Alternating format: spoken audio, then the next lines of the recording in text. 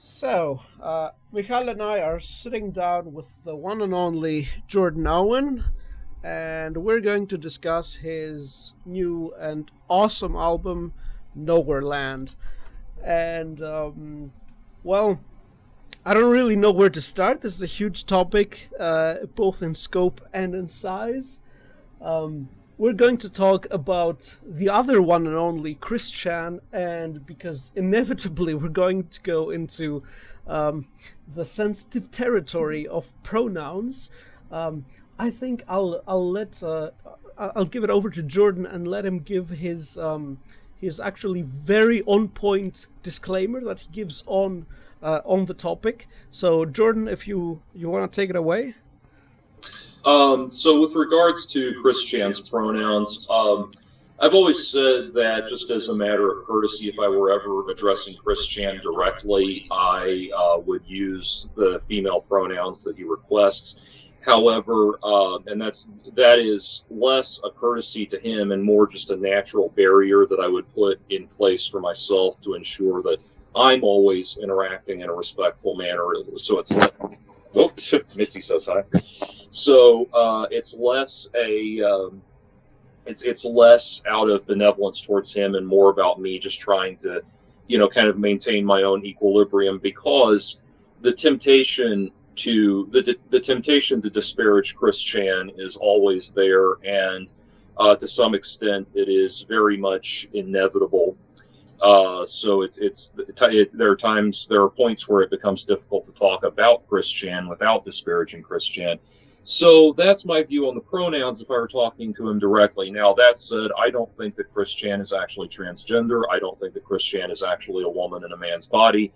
I think that Christian is a delusional fruitcake, and so I have absolutely no reason to maintain the courtesy of pronouns when we are talking about him outside his presence. So we all know he's really a guy. We all know by now we all know that he started copying the whole female persona because he thought it would ingratiate him to lesbians and things like that. So in reality, no, I don't refer to Christian by female pronouns. Perfectly said, I'd say. Thank you. Okay. Now where to start thematically? That's the other thing. Actually, I won't start with Christian. I'll start with something I actually told you in a message. That musically, the album reminded me a lot of Pink Floyd's The Wall, which was actually the favorite album of my childhood. And at first, I thought, I was just projecting my nostalgia, but then you said that it actually was an influence. So, want to elaborate on that? Sure.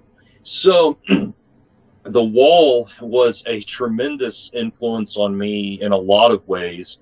I first heard Pink Floyd, I saw the movie. My introduction to Pink Floyd was that I saw the movie The Wall when I was 8 years old. And, you guys probably can relate more, can understand a little more than kind of the young whippersnappers that are out today, that in the 80s, when we were kids in the 80s, we just watched fucking terrifying movies and didn't think anything of it.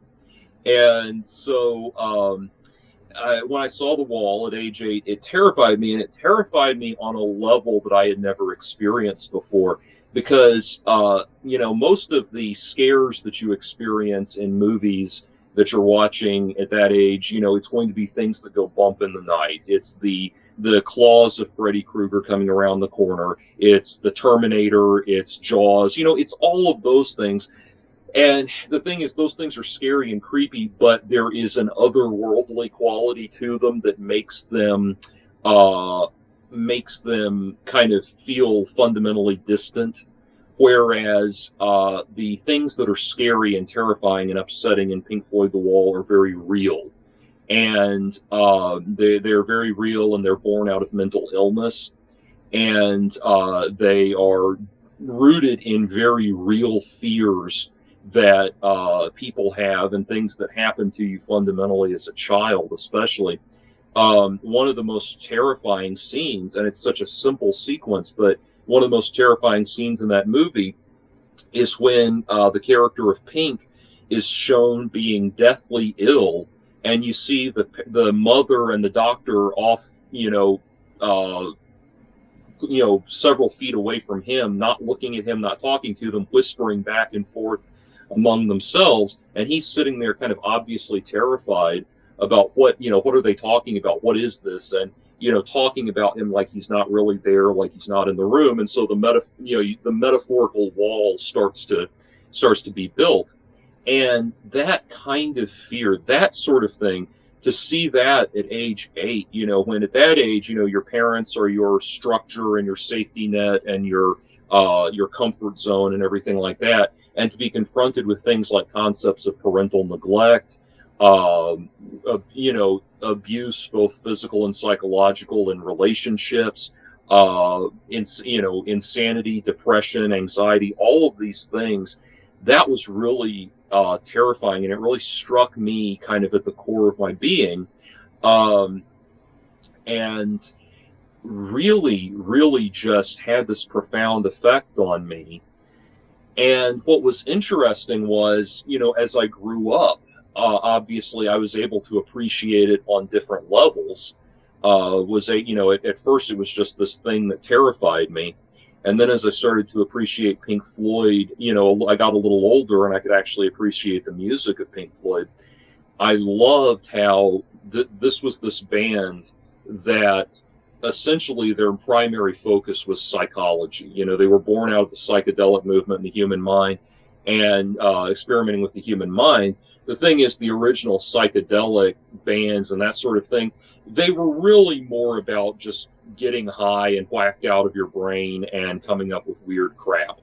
And Pink Floyd, The Doors, which is another one of my favorite bands, were kind of preceded Pink Floyd in the realm of taking the psychedelic influence and actually doing something deeper with it, where Jim Morrison saw himself as this kind of musical Jack Kerouac, musical Truman Capote type character.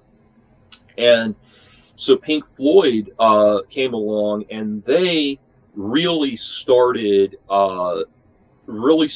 delving into what could be uncovered in the human psyche by way of psychedelics and by way of exploration of the mind and that sort of thing. And that's where you got Dark Side of the Moon, and you got Wish You Were Here, and that sort of thing. Even an album like Animals, which has all these political and economic metaphors in it, it still has that dreamlike quality. And so I was just entranced by that, and I loved how it felt like with Pink Floyd, you could be drifting off in this beautiful, endless ocean of calm and joy, and then just naturally slip into this dark, foreboding, horrific underbelly of the psyche, and it would just feel like this seamless, beautiful transition and that sort of thing. And so that's what Pink Floyd did for me musically. Is that they're one of those bands like the Beatles, like Queen, like Radiohead, where they have very much a sound unto themselves. And so when it came around to writing Nowhere Land and thinking about, I've always been, as we've stated, as we've talked about, to a certain extent, it's impossible to talk about Chris without an element of humor, because so many of the things that he does are absolutely ridiculous. But I wanted to explore him and his world on a deeper level. And when I did Nowhere Land, when I was thinking about how to go at it, I wanted to take away the cartoon silliness of his public persona. People, I think, look at him as kind of a living cartoon in a way, like a Chuck Jones character made reality, made animate. Made corporeal. And I wanted to take that away, and I wanted to look at the real serious side of it, because I think that a lot of the humor that people impose on the situation is, I think that a lot of that humor is a defense mechanism. It's a way of compartmentalizing and detaching themselves from the real emotional reality of this very sad, very dark, and very disturbing situation. So I wanted to kind of pull that back and get at the real heart of it. And the and so thinking about Pink Floyd and thinking about The Wall, especially, you know, I started listening. The Wall was not the only influence in that regard. There were other, you know, seminal concept albums that factored into it. So The Who's Tommy, Genesis Lamb Lies Down on Broadway, and a lot Marillion, Misplaced Childhood. A lot of people have noticed the Marillion influence. And so I started thinking about that, and I realized something about Chris Chan, which is, in a way, he is kind of like Syd Barrett. And Syd Barrett, for those who might not know, was Pink Floyd's original lead singer and lead guitarist. And he basically drove himself mad through an overabundant use of LSD. And Syd Barrett, understand, like, the amount of LSD he did cannot be understated. It's like some people are chain smokers, and he was a chain LSD user, just high or, you know, high on acid from the moment he woke up to the moment he went to sleep, and probably, you know, through the duration of being asleep as well. And so he had to quit after the first album. He became very unreliable, and Pink Floyd had to let go of him. But they always felt this very haunting presence of this you know, this guy who had been this kind of tortured genius that gave in to his baser impulses and became this kind of haunting aura, this kind of figure that always hovered in the background of their minds and everything. And so Dark Side of the Moon, Wish You Were Here, and especially The Wall, their most provocative, successful, and enduring work was inspired by Syd Barrett and the effect that his descent into madness had on them. Which, you know, if you've ever dealt with someone, a loved one that's you know, for lack of a better term, losing their mind, whether that's from dementia and Alzheimer's or mental illness, depression, anxiety, all kinds of things that can lead to that nervous breakdown. If you've ever dealt with that, especially someone you care about, that's a horrifying thing to watch. And so with, I kind of looked at Chris Chan and realized, in a way, he's almost like the Syd Barrett of the internet, of internet culture, if you will. And not that, you know, granted, Syd Barrett was a musical genius. Chris Chan produces nothing of artistic value whatsoever. But still, there is this kind of madcap fascination with his descent into madness, much like there was with Syd Barrett. And I thought, well, it's time to capture that and really explore that and really explore the reality of it. And so The Wall specifically, I know I'm going on at length, but you know, it's a fertile topic for discussion. The Wall specifically combines that very laid back, dreamy quality that Pink Floyd has with these very hard hitting, dismal sounding riffs and these very blunt, bleak sounding lyrics. And that writing style, that ethos, just, you know, carried out across the entire album. And so it you know, that, and I was constantly putting myself in that mindset of trying to write very poetic lyrics that would also be very blunt. You know, so for example, in the song Vanishing Mother, you know, when we're talking about Chris getting ready to prevail on his dementia-ridden mother sexually, you know, he's used a line like a child at heart and a man in the balls. You know, it's a very blunt lyric that sets up what we're, you know, what we're about to deal with as a mentally deranged sex offender and that sort of thing. So that, you know, the kind of dreamy, majestic quality that you hear in a lot of the riffs, like the heavy riffs on Echoes Shaped Like You, the heavy riffs on Cult of Cringe, all of that. And then, of course, those searing, kind of scorching, wailing David Gilmour guitar solos. I could go on at length, but the influence of Pink Floyd on the album cannot be understated. Yeah, and before I give it over to Michal, I you were talking about Sid Barrett, and that's actually a very nice connection, because really, when I think about Christian and the internet, what comes to my mind is set the controls for the heart of the sun over the mountains watching the watcher, somewhere between that and See Emily Play, pretty much. Yeah. So, yeah. Well, very good. There's been some attempts already. There's a book, I can't think of the author, but it's called, I believe the book is called Warhol Christian, and it's a book that was published, an authoritative analysis that was published a couple of years ago, comparing Christian to Andy Warhol.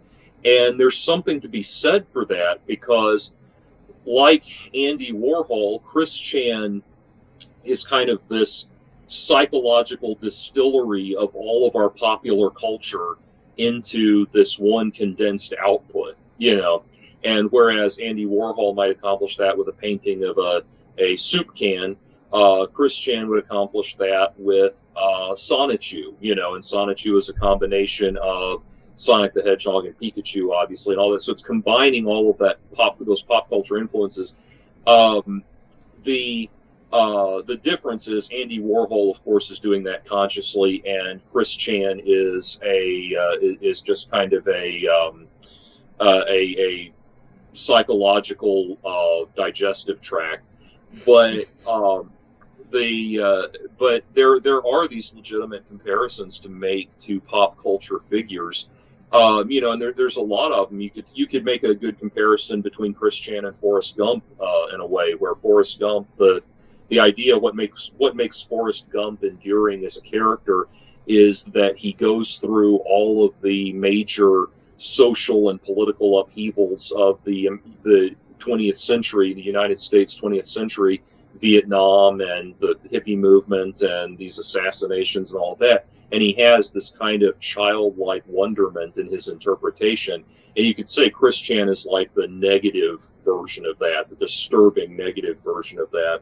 So there are these comparisons that can be made and ought to be made, because we really need to talk about what this person, not just what this person is, but what the fascination is. And I think the fascination comes from people needing a way of distilling a lot of confusing aspects of our culture into a single concept. Awesome. So, Michał, I'm giving it over to you. Go into the next question. Your topics. Yeah, staying purely on the musical side, I would like to ask you about the song Oedipus Prime, because I think it really stands out as a psychedelic mindfuck that's really deeply creepy and really made an impact on me. So I would like to hear about what was the creative process of that one, as I really love this track. Yeah. So Oedipus Prime was a track where I wanted to. That is the track where we are actively in the moment of Christian raping his mother. So Vanishing Mother sets up the premise of what's about to happen. But when I wrote that track, when I was thinking about writing these songs, I knew that the title Oedipus Prime came to me almost immediately as a variation on Oedipus Rex and Optimus Prime, obviously. And I knew that song would not have lyrics, that would need to be conveyed entirely with sound and entirely with music. And so what I wanted to do, the influences on that, there were a few influences. One was Bernard Herrmann, certainly with his scores for like the Alfred Hitchcock stuff, the Twilight Zone stuff, things like that, where I love his scores where he's able to make such captivating use of dissonance and shrieking in the strings and all that. And I love writing stuff like that, because that's where you get to take all the stuff you're not supposed to do and combine it together. Another big influence was Clint Mansell, especially his influence with the Kronos Quartet, or his work with the Kronos Quartet, and his work with the Kronos Quartet on Requiem for a Dream, where the music really, the soundtrack for Requiem for a Dream is almost entirely just the four members, the stringed instrument players of the Kronos Quartet, and Clint Mansell, uses it to great effect, and the music is steadily building to the point where there's this the track is called Meltdown, where there's just this again a great use of dissonance and screeching and just all of the stuff you're not supposed to do to convey this mental breakdown. So that was another big influence. And one of the great things in Requiem for a Dream is there's this scene where there's a scene towards the end where you're seeing all of the heroin addicts, the heroin addicts and the mother who's a opioid diet pill addict and everything. You're seeing all of their lives, all of their story threads coming to a head. They're all collapsing. One of them's having to detox in prison. One of them's having his arm amputated because of his he hasn't taken care of it, drained his abscess properly. One of them is now resorting to prostitution. One of them's getting electric shock therapy, and and in that scene, as that montage is happening, there's a scene where there's a point in it where Herbert Selby Jr., who wrote the original novel Requiem for a Dream, is yelling at prisoners in general, but we get the idea that these messages are going out to all of these people, like, this guy, you're fucked up, you're worthless, all of that, telling these people how fucked up their lives are. And so in that moment, I thought, well, how can I do something like that? And I had the idea at that point to start incorporating actual audio clips of these things people have said to Chris Chan. And I wanted to pick at first I wanted to pick so many audio clips that would build over time that it just became a cacophony.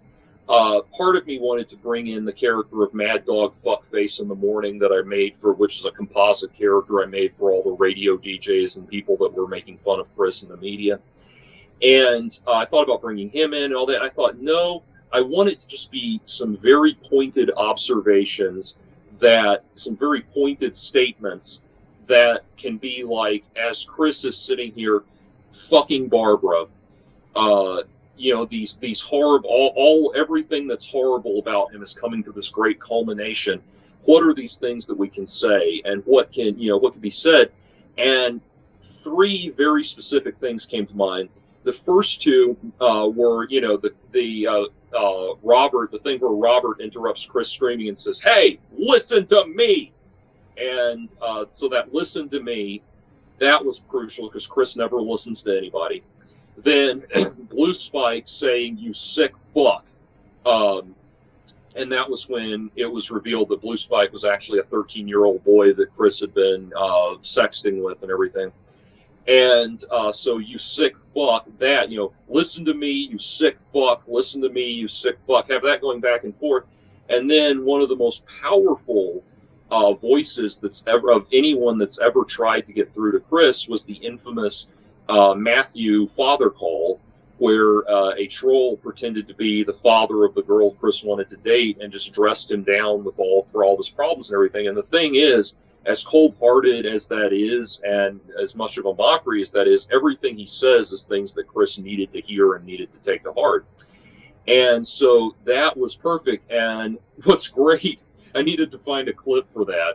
And what's great is you go on the Quickie and the whole fucking conversation is transcribed and time-stamped. So I went through and I found, the thing where he says, "You treat her like a set of tits and ass." And that's true.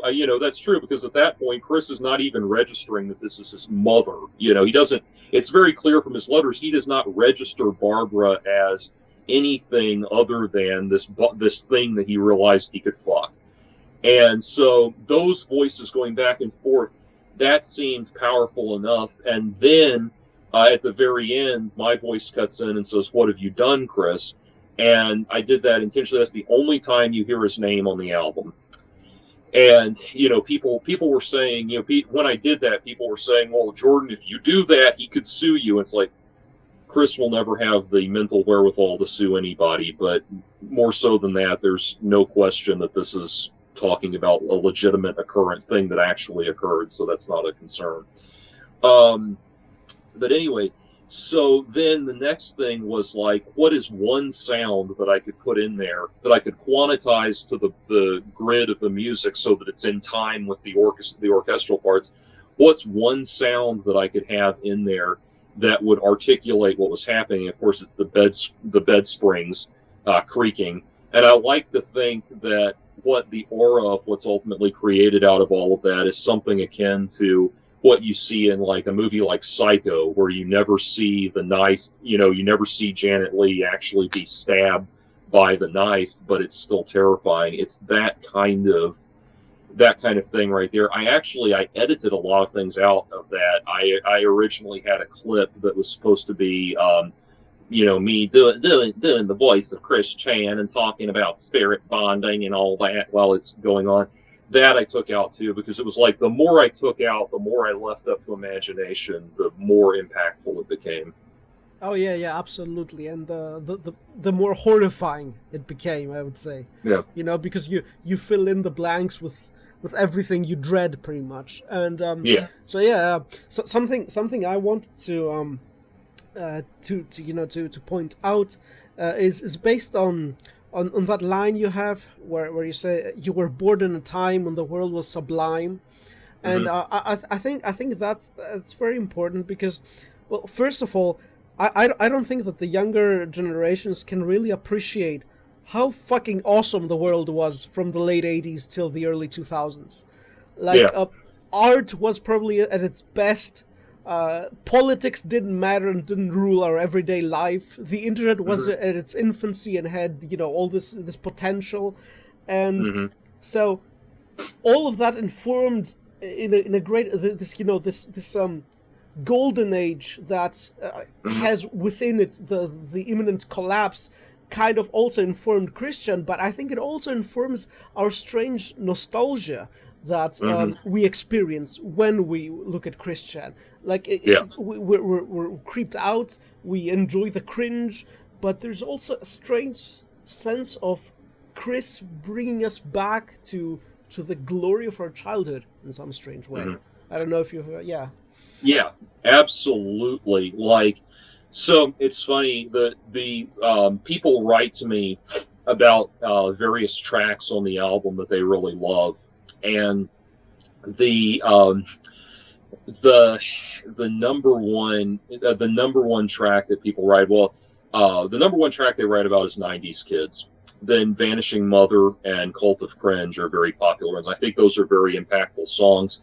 I've gotten some other smaller things. Like, one person wrote to me and said that the song Echoes Shaped Like You, which is about the death of Robert Chandler, that actually helped them cope with the passing of their own father. And I was like, oh my God, that's you as an artist, you live to hear things like that. That's amazing. But so talking about the time in which Chris Chan grew up was crucial to me. And this is where, not to derivate too widely, but the other major Pink Floyd album that influenced the writing of Nowhereland was The Final Cut, where Roger Waters is talking about the decay of British civilization, or British culture and British society and British economics, the kind of stepping back of Britain as a world superpower, and how and how Margaret Thatcher kind of had the whole country playing second fiddle to Ronald Reagan and stuff like that. And so that was very impactful to me as a way of like culturally analyzing what was going on. And I thought, well, how does this play into the world of Chris Chan? And I thought about that is one of the crucial things about Chris Chan is Chris was born into a time where culturally, not only did Chris Chan never take responsibility for his own life, but culturally he was born into a time where there was no impetus to take responsibility for his own life. My grandparents' generation lived through the Depression. My granddad, on my dad's side, would tell the story of how he had, when he was a kid, he had a paper route. This was, back right at the start of the Depression, he had a paper route. It was his after school job.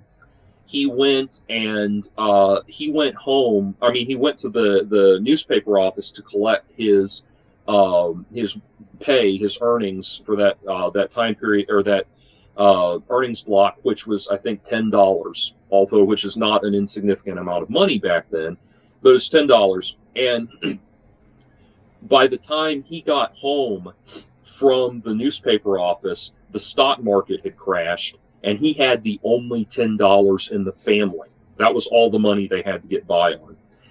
And and then, you know, my parents' generation grew up dealing with Vietnam and the Cold War and all of that stuff, and also, to go back to my grandparents' generation, with World War II and all of that. And they grew up in the Cold War. So then you arrive at the 90s, and this is something people were asking me when I was working on the song. They were like, well, surely that's just kind of something everybody goes through, where something everybody goes through, where you look back on that time in your life when there was nothing, you had nothing to do and all of that, and you can just lounge around, you know, you feel like you can just lounge around and do whatever because you're a kid. It's like, no, this was different. Everybody has nostalgia. And we know that because people become nostalgic for times that they didn't live through. You know, I become nostalgic for 1960s lounge jazz. I was not there for that time period, that kind of thing. But this is very different, because you think about what was it like then? The Cold War was over. Bill Clinton was presiding over the longest period of economic growth in U.S. history. And you guys are not in the U.S., but even that, all of that economic prosperity has exponential effect on the world economy at large. Yeah, being, you know, we're a world superpower economically, so there's all of that. You know, nobody is. It's like everything's going so well that nobody wants to fuck with the U.S. We're not in it. We're not.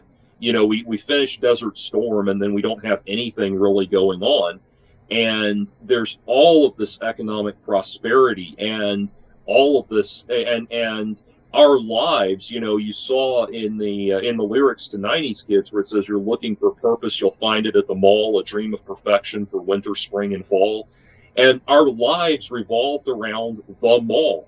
And you think about how many movies were coming out about the mall, about kids bumming around malls and everything, and that sort of thing. That was our culture. And this kind of utopia of consumerism and everything was what Chris Chan was born into.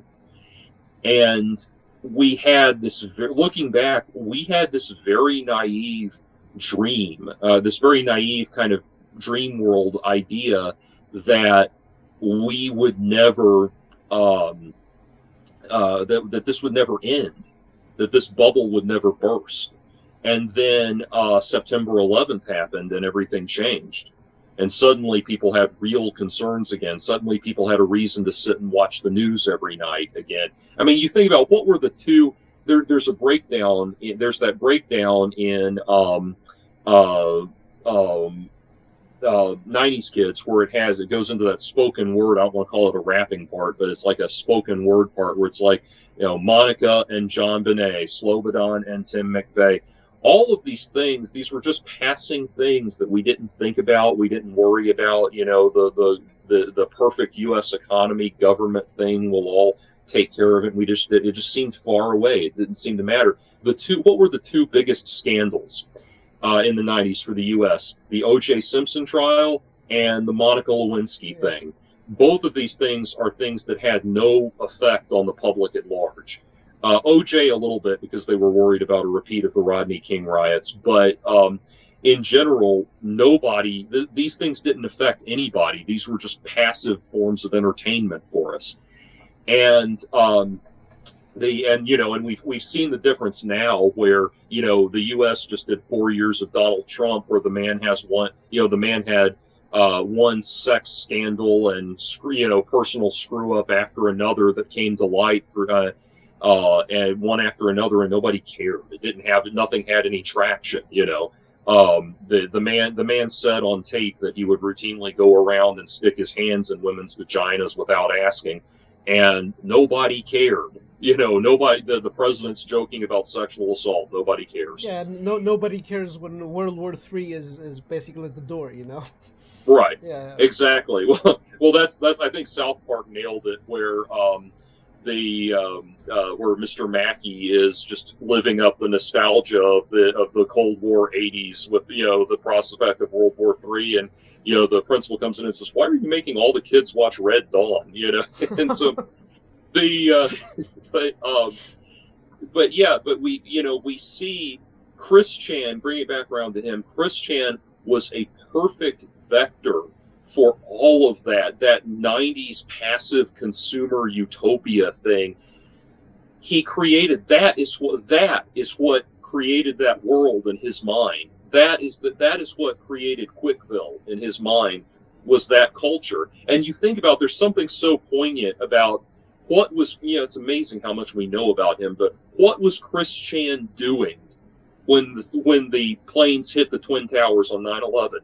He was at the mall shopping, And I'm sorry, I know it's horrible to laugh at this, but one of the funniest, it cracks me up every time I hear it, is when in the Matthew Father calls, when he says, "You know what I was doing on 9/11? I was digging my grandmother out of the rubble of the Twin Towers. Casey was down there giving blood." It's just like how ridiculous can we make this? And I always imagine Duke Nukem on the other end of that call. But anyway, some Dolph Lundgren looking guy, but it's kind of but it is kind of amazing, and that was the reality of it. Chris was born into the most prosperous time in human history, when we all put ourselves on autopilot.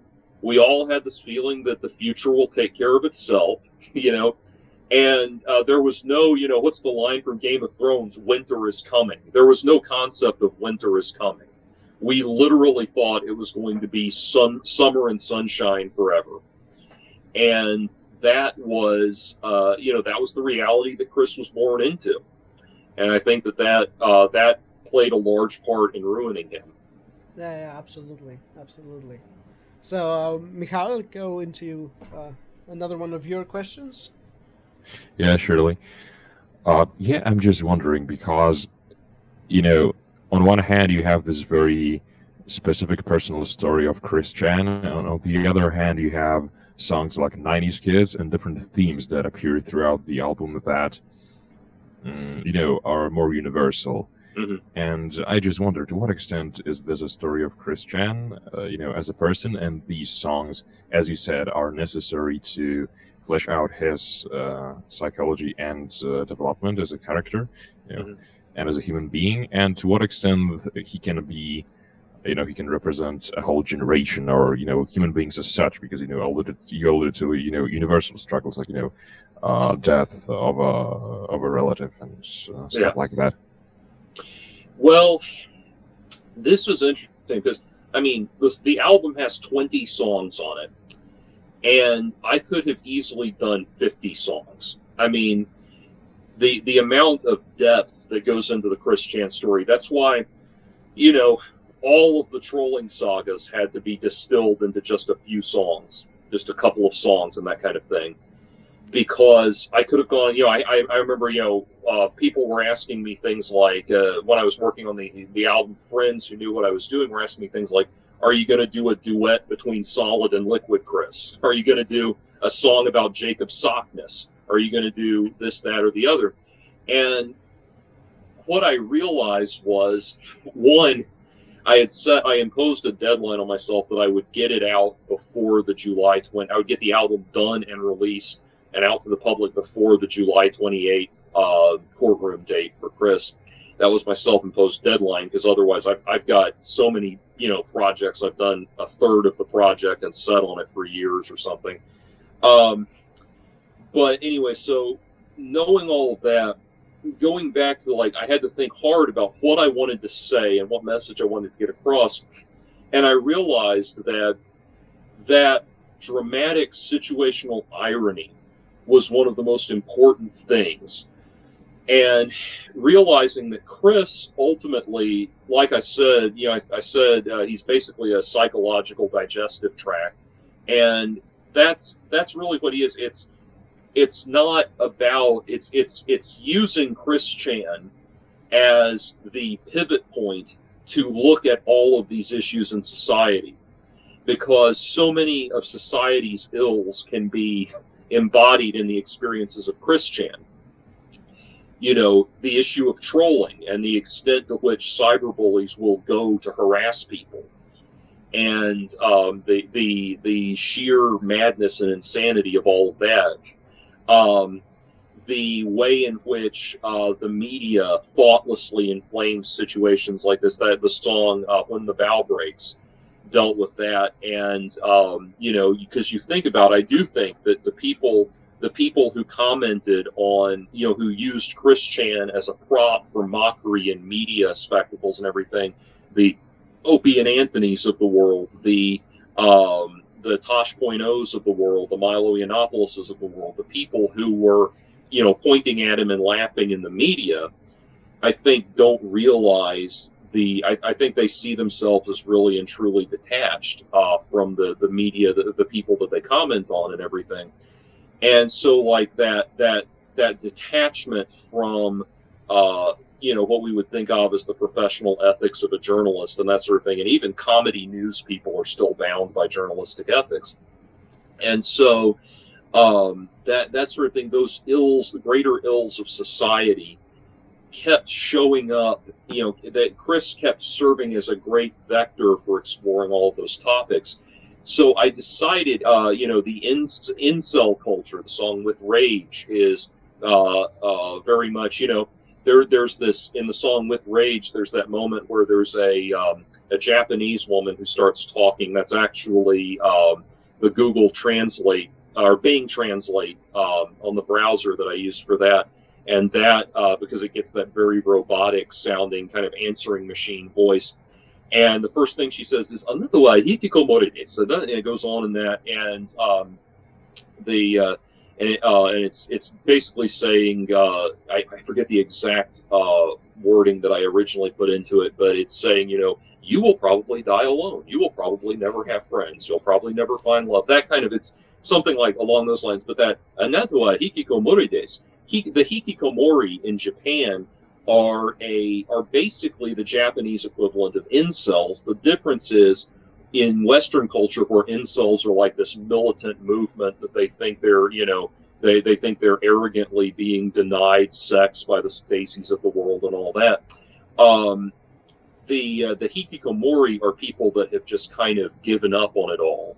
They don't have any capacity or drive or understanding to interact with the world. And so autism and neurodivergence, which is something obviously I deal with and I can relate to, plays a huge role in that, and all of the other influences of not feeling like you have the masculine capacity to approach women, and everything just kind of shuts down. These issues, these are worldwide issues, and the Japanese perspective on it is great, because it is, you can look at, they can look at and analyze the issue without having all of the fuck you animosity of the world, our world, that looks at the incels as potential school shooters and all of that kind of thing. And so using it at every turn, using it as as a vector for discussing these larger issues. The song "Come and See," which was originally written just to be a transitional song between childhood and adulthood for Chris, opens up a lot of commentary about how parents and teachers and everything failed Chris and failed to try to deal with him in a way that would be effective. They literally just thought, if we prop him up as a normal person, a normally functioning person, and we prop him up that way, it'll take, and we'll start, he'll just start living like he should properly and everything, by default.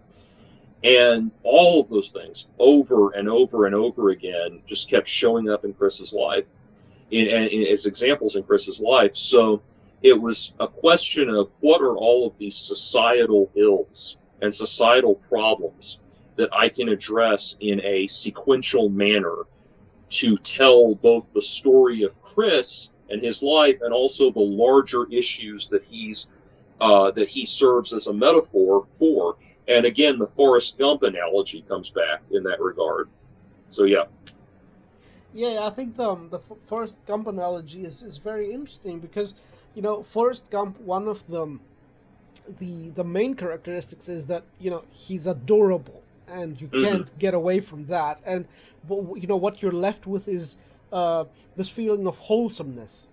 And Christian, I think, is very interesting because there are moments when he gets you to feel almost like that, and then there's like a huge pitfall of, you know, of horror, basically. Yeah. You know, it's like the image I have of Christian is of Christian's entire story is like, you know, a drunk neurodivergent bear walks into the village. The villagers capture the bear and turn him into like a sideshow, and but you know, the bear's main trick is to just masturbate on stage and ejaculate on the audience, but the audience can't keep away because that is just so morbidly fascinating, you know? Right. And the dancing bear analogy is also good because, you know, the you know, bears are supposed to be adorable, and, you know, like seeing a bear like dancing and wearing a hat or whatever is kind of adorable, and at the same time it's absolutely creepy, you know. Yeah, it's dangerous. So, yeah, and go ahead. Well, the circus sideshow, I mean, to be blunt about it, the freak show aspect of it kept showing up. I mean, from the very first track, it starts comparing it to a freak show. And then there's all of their circus metaphors, because his life does turn into a three-ring circus. There's circus metaphors all throughout the album. And then the very last, you know, the last two songs are put together on one track. And one, you know, the first of those is the end of the circus. Like, finally, you know, with him being arrested, finally, we're at the end of the circus. Hopefully, you know, people are actually going to take care of this situation. But I'll tell you something. When Chris was arrested and Christmas came around, privately, I was thinking about, no, I did not, at the time, I didn't know that there's all of these protocols and all these people you have to go through. I thought you could just send stuff to inmates or something. But when Christmas came around, I thought about sending some books to Chris for Christmas in prison, so we'd have something to read. And, you know, I was going to send him, you know, I'm sure that there were people that would, you know, they would try to send him, I don't know, copies of Hustler or copies of Mein Kampf or something. Just what can we get in his brain to fuck with him? And I wanted to send him things like, you know, The Secret of Nim, the Brian Jacques Redwall series, you know, things that somebody who has the mental capacity of about a 10 or 11-year-old child could read and appreciate. And I thought about sending him that stuff, and I thought about it, and then I thought, you know, no, I'm not going to do that, because that's how everybody gets lured in with Chris. They get lured in with the sweet, adorable, childlike aspect, and then he goes and does something horrible, and everybody that was trying to help him suddenly has egg on their face, you know? Yeah. And so it's clear that's what keeps happening.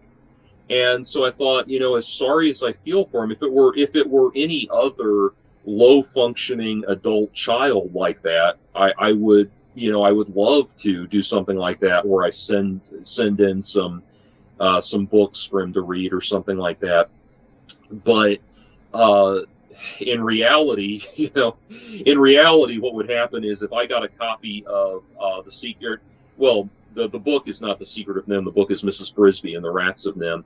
And if I got a copy of Mrs. Brisby and the Rats of Nim to Chris, and he read it, all that would happen is we'd be getting all these fucking letters talking about how Thorn Valley is going to be part of the dimensional merge, and he's actually Mrs. Brisby and all that bullshit, you know. And so he's never going to get he's never going to get the intended subtext of I care, I care about your well-being, and I'm doing this to help you. And here's something heartwarming that can be a kind and safe place for you to go to psychologically and all that. He never gets that. He'll just get, he'll just get that Sonichu and Rosachu are off riding on Jeremy the Crow, and Magi-chan is fucking Justin, the leader of the rats, and all that shit. And he just 69'd with Mr. Ages in his dreams and all that shit. That will be what he takes away from this horrible, just basically needing to spooge all over everybody's good intentions. I'm eating chicken fettuccine Alfredo for dinner later, so that's gonna, now I've got all this cum and jizz and semen talk in my.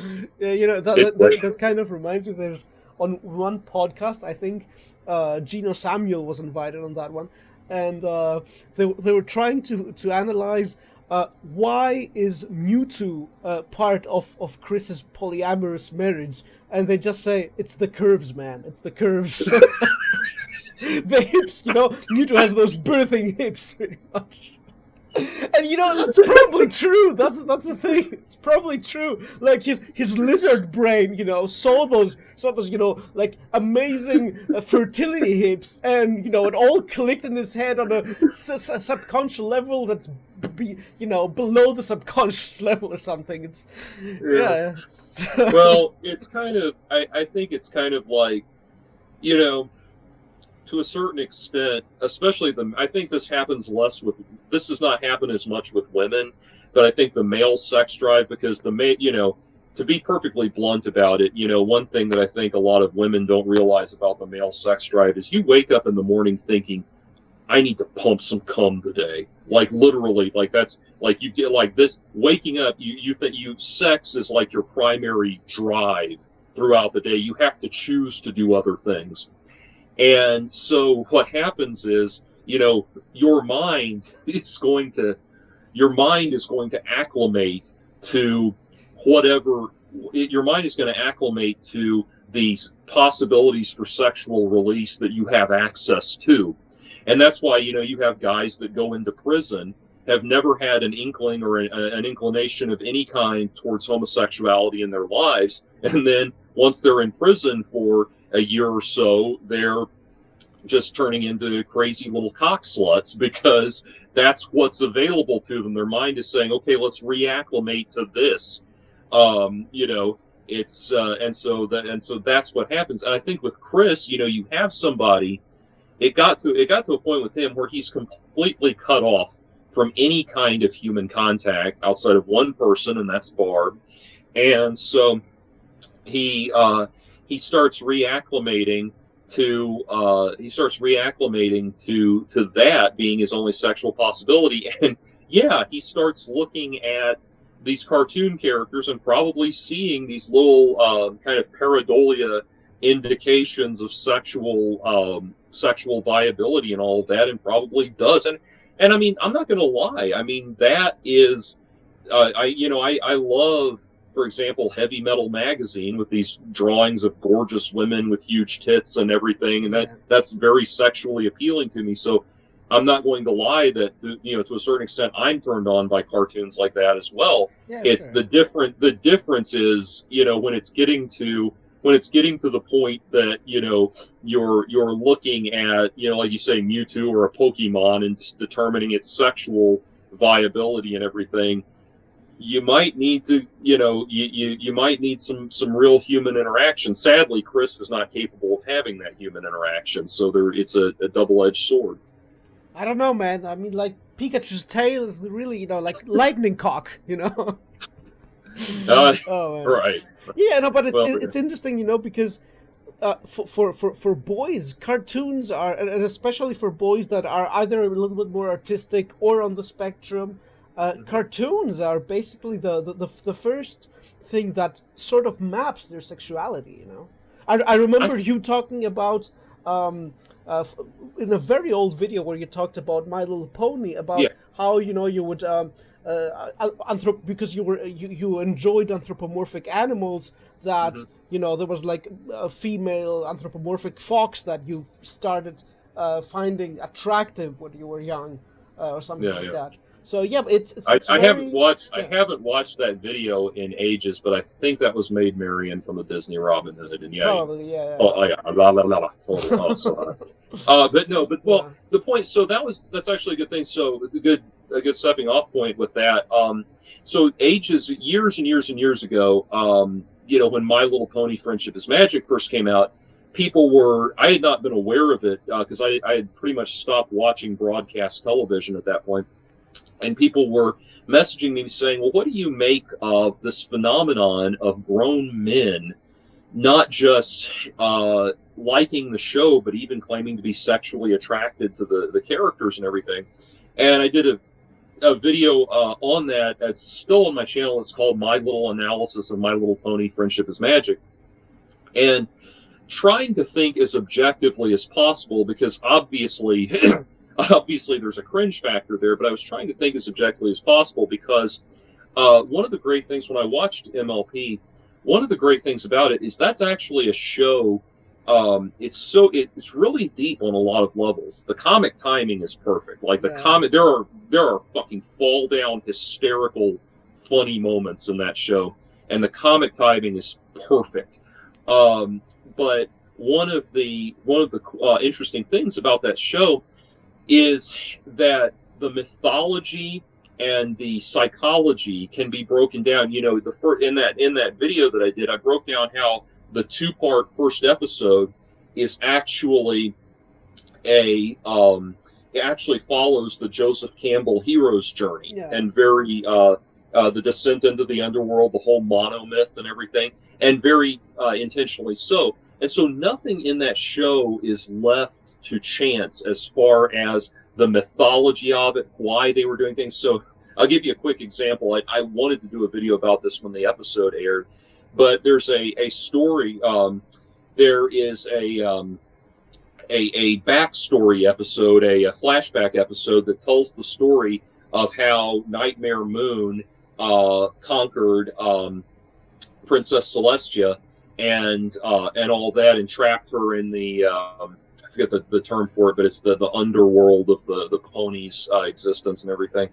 And and what's actually happening, if you know Egyptian mythology, it's actually based on the Egyptian myth of Set, the moon god, conquering Osiris and casting him into the underworld, and then the dawn comes and Osiris conquers Set and casts him into the underworld, and this is how the Egyptians explain the sun and the moon rising and everything. But that's what that's based on. And what's really cool is in the actual Egyptian mythology of that story, Set confronts Osiris and casts him into the underworld at a dinner party. And where does Nightmare Moon confront Princess Celestia and cast her into the underworld? At the Grand Galloping Gala, you know. So they did the whole mythology of it. Anyway, so the cool thing, as I was looking at, as I was thinking about analyzing the main six characters and thinking, well, why would people be sexually attracted to these? And what I realized is it's kind of like with phone sex operators, where phone sex operators, you know, it's not just like in the movie CB4 where the guy answers the phone and says, "What up? I'm licking your balls." You know, it's not just like that. They actually, you know, it's a character that they get into, and there are these archetypal roles that they represent that are done entirely with the voice. And I realized that the sexual appeal that people are deriving from from the main six, are because each of these characters are archetypal concepts of femininity that are appealing. Like they are appealing archetypes of femininity, and intentionally so, because they're meant to, on a psychological level, those personalities are meant to entice their male counterparts to approach them, you know, to approach them for sex and, you know, relationship and all of that. And so you look at Twilight Sparkle.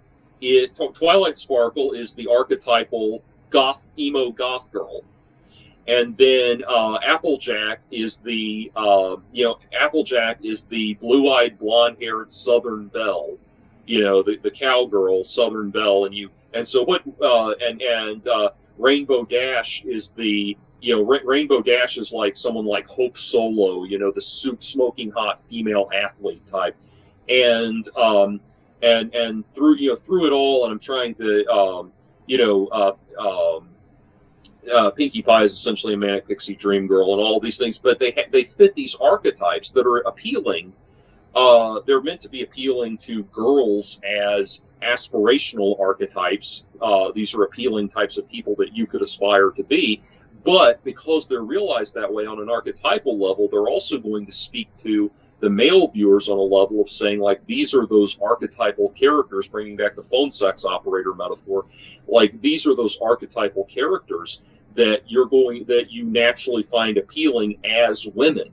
No one is going around, there are characters on that show that are meant to embody negative connotations of womanhood, and nobody is going around getting off sexually to those characters. Nobody even thinks of them. But I think that is central to that sexualization of that show for a lot of people. It's not that the show itself is implicitly sexual. It's that by successfully realizing these appealing female archetypes, you are going to have those appealing characters for men who are, quite frankly, starved of attention. Even more so in our information age, where nobody interacts in person with anyone anymore. So, yeah. So, Michał, I'm putting it back to you. Yeah, a lot of different things I would like to refer to. So one thing I really liked you alluded to, and I really deeply related to that, was when you thought about, contacting Christian and like extending sort of a helping hand on the like artistic and philosophical, let us say, front, on whatever, level of philosophy may be available to him. And then you realize like it will be ultimately worthless. Like I really relate to that, having a lot of experience with different people in denial, addicts, and not only, and friendships I need to cut because there are some people to whom all help will be used against you and ultimately against themselves as well. Like I've talked with you, about that privately, and I think you echoed the old Alcoholics Anonymous, wisdom that sometimes you must allow some people to fall flat on their face for their good as well. So that's like a bit of truth. You cannot help here's the thing with Chris. You cannot help someone that does not want to be helped. You can't save someone that doesn't want to be saved. Chris is not capable of knowing that he needs to be saved. He's not capable of knowing that he needs help. Where did all of this Jesus bullshit come from? Well, most likely somebody in the prison gave Chris Chan a Bible, and he started reading it, and his interpretation, I think I forget who it was who said, when you read the Bible, you should always be asking yourself, who am I in this story? Who am I identifying with in this story, and why? And Chris Chan immediately reads the Bible and thinks, oh, well, I'm fucking Jesus. I'm so utterly flawless that I'm going to identify myself with the archetypal, the primary archetype of a flawless human being that has endured for 2,000 years. That's what I'm going to identify with. He's not going to identify with Job. He's not going to identify with Jonah in the belly of the whale. He's not going to identify with any of these archetypal characters that represent what, who he actually is and what he's actually like. He's not going to identify with Absalom. He's not going to identify with any of these characters that he could actually learn something from taking their perspective. He's not going to identify with Joseph in jail and prison or anything like that. No, he identifies with Jesus because he's not capable of realizing what his situation actually is. And so, that's the thing. You can't help someone that doesn't want to be helped. One of the really phenomenal movie that I love is American History X. And the movie American History X, where it follows the life story of this character played by Edward Norton, where he's a neo-Nazi, a skinhead neo-Nazi who, because of his hate and because of his prejudice, he ultimately ends up in prison. And in prison, obviously in prison, the racial dominance is reversed, and someone says to him, "You're the N-word now." And so the racial dominance reverses in prison, and so it gets to a point where he starts getting obviously bullied and harassed in prison, and at one point he's finally raped in the showers. And when he's recovering from all of these horrible things that have been done to him in the infirmary, this black high school teacher that taught him and remembers him from high school and everything comes to visit him, and he says, "Every decision you've made in your life, where has it gotten you? What has it done for you?" And he really makes him look back on his life and realize all of these problems. And Chris Chan can't do that. If you ask Chris Chan in prison now to do that, he'd say, "Well, I think my biggest mistake was trusting Joshua Knoll, who's actually Judas, to keep his mouth shut about the spirit bonding, and all that." And I mean, you think about there is an interview somebody did with Chris Chan where somebody said, "Chris, what is your biggest regret in life?" And Chris's response was that there was a time he ruined a cake by sitting on it and farting. And that is the level of introspection that Chris has, and I'm sure he really does think, "Gosh, I ruined a perfectly good cake doing that." But that's not that's not a level of introspection that can benefit anybody. And so that's the problem. You want to help Chris, you want to get him on the right track, but honestly, and I'm not saying this should be done, obviously, but honestly, practically the only to really help Chris get him on the right track, you would need a cattle prod. I mean, you would have to reprogram him. You would have to reprogram him at the amygdala level. You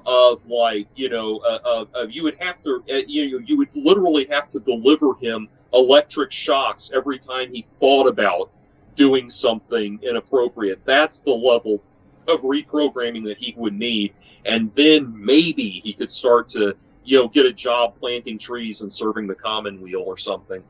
But that's the reality of it. There's never going to be an appeal to Chris Chan's rational mind that convinces him he needs help. Yeah, that's something. Oh, sorry. Go ahead, Mike.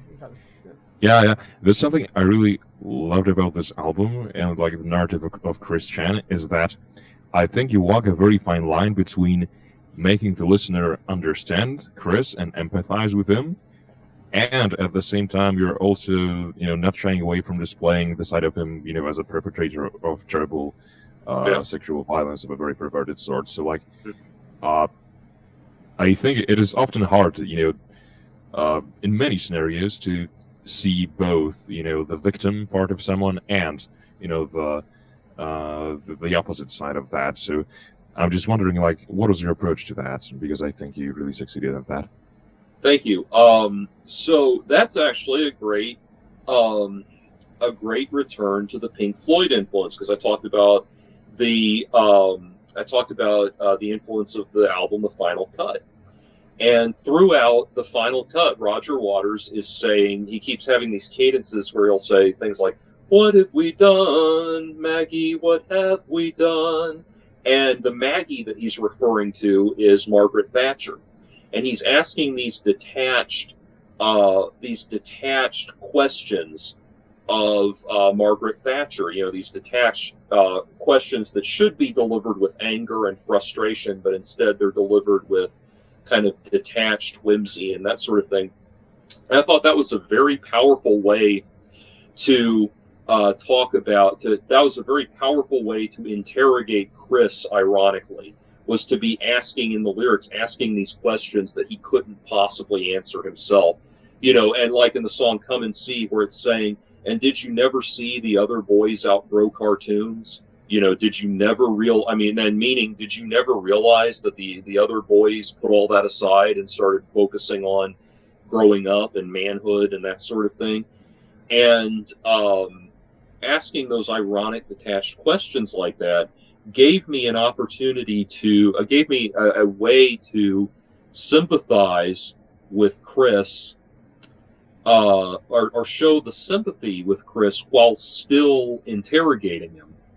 And then on top of that, I made it a point that everything in the narrative that needed to be said in a vile and vicious and condescending manner and that sort of thing, that would only be said by a character within the narrative that would have said something like that to Chris Chan. So, for example, when I'm in the song Fetus Freak Boy, where we're talking about all of the troll sagas and everything, and it gets to the bridge where it's saying, "So dance on the grass and put toys in your ass and show us how you fuck your doll, act real dumb and drink your cum. It's a wonder you can think at all."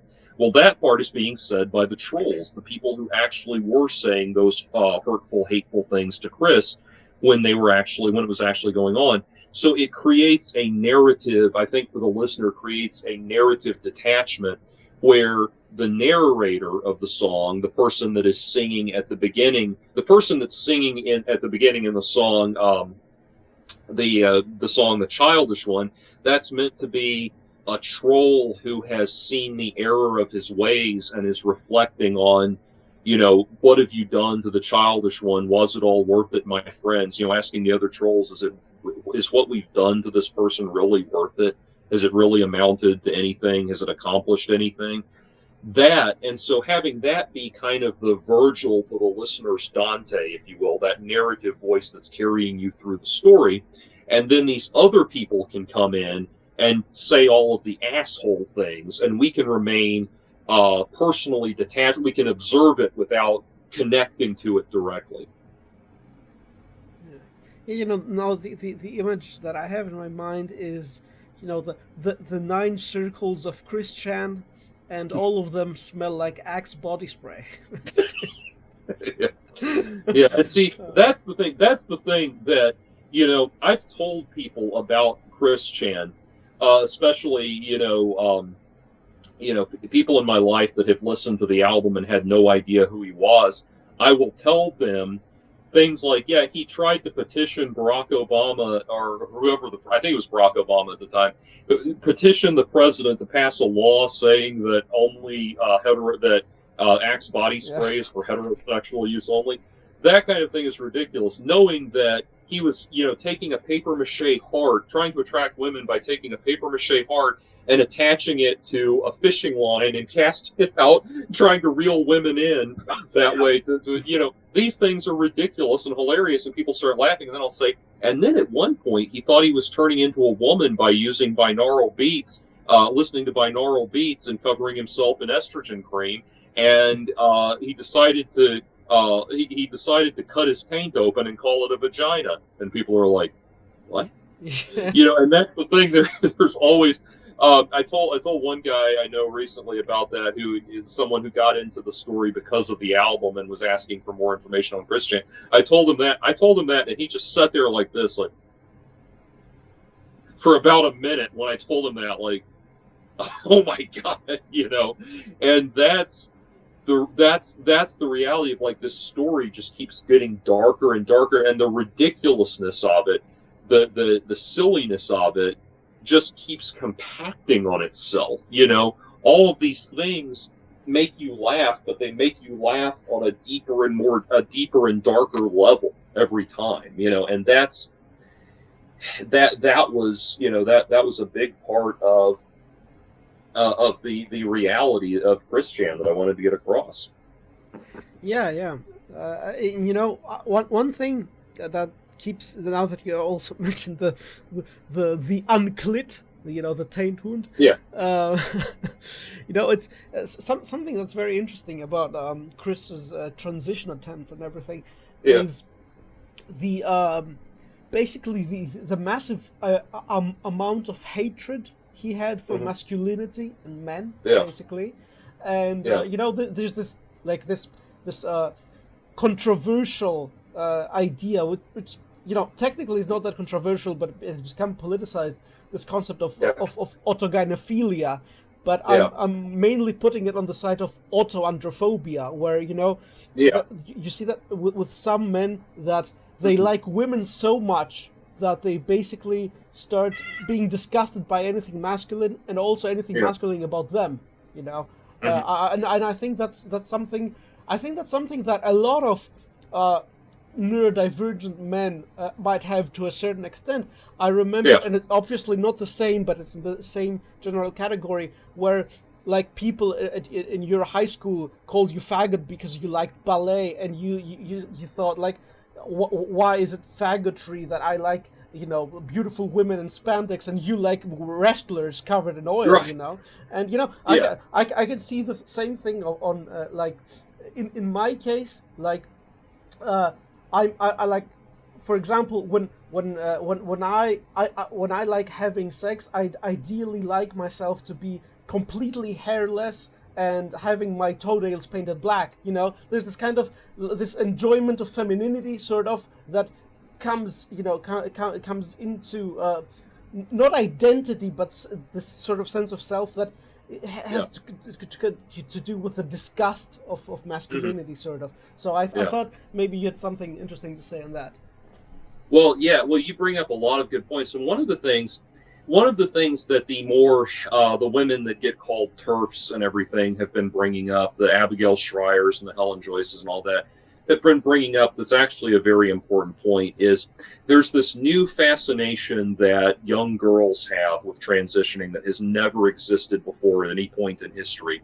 And that's one, and I talked about in a recent video, one of the reasons the current trans debate is so important to me is because I've seen one kid after another that I've known, like, you know, children of friends of mine and everything that I've known, get sucked into this weird idea of, you know, this weird idea of being non-binary or trans in a whole different way than the concept has ever been explored before. And like Abigail Schreier points out, what I've seen is it keeps, in my own life, I've observed this, that it's groups of friends that get into it, and it is not the girls that are getting the most out of the high school girl experience that do this. You know, it is not the cheerleaders and the homecoming queens and the prom queens and all that are doing this. It's the girls that are the, you know, the nerdy types and the bookish types and the, you know, the band geeks and the theater kids and stuff like that are doing it. And it's, I think, a manifestation of how they see, you know, that it's a manifestation of how they see themselves in society as these kind of also rans and everything, and that I can relate to, so much so that I think if I was a teenager in today in modern times, I would be fighting that. I would be dealing with those same things of thinking, well, I'm not in the alpha male asshole category, so I must not be an actual man. That kind of mindset. And what's happened is, you know, as Abigail Schreier and Helen Joyce and all these people that are insanely controversial, but really should not be controversial at all, as they have pointed out, a lot of what that comes from is girls being terrified of womanhood and wanting to opt out of womanhood, because you have this, and you know, this is one of those things where we as guys, just as we were talking about how girls can't, you know, women and girls don't have a concept of the male sex drive, how powerful it is. We really don't have a concept of what they go through in sexual development and everything, where, you know, you hit 13, 14, you get your boobs, you get your hips and your butt and all of that, and all of a sudden men are looking at you differently, they're interacting with you differently, you know.